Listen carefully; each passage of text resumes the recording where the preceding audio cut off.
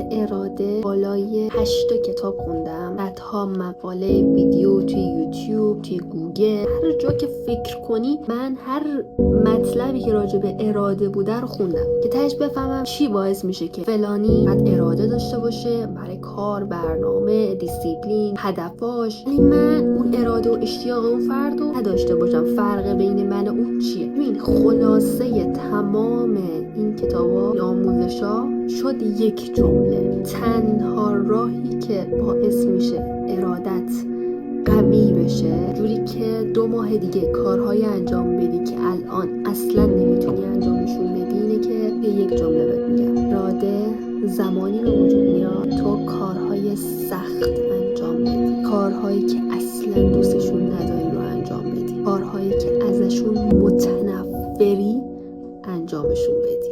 تنها راه افزایش اراده است. یعنی من اومدم قشنگ انگار 10 تا کتابو برات توی یک جمله خلاصه کردم. تنها راه افزایش اراده اینه که به خودت فشار بیاری. اینم بگم کم کم، آروم آروم، هی ریز ریز به خودت فشار بیار و هی این درجه فشار و سختی بیشتر و بیشترش کن. بهت قول میدم 6 ماه دیگه این آدمی که الان هستی دیگه نیستی.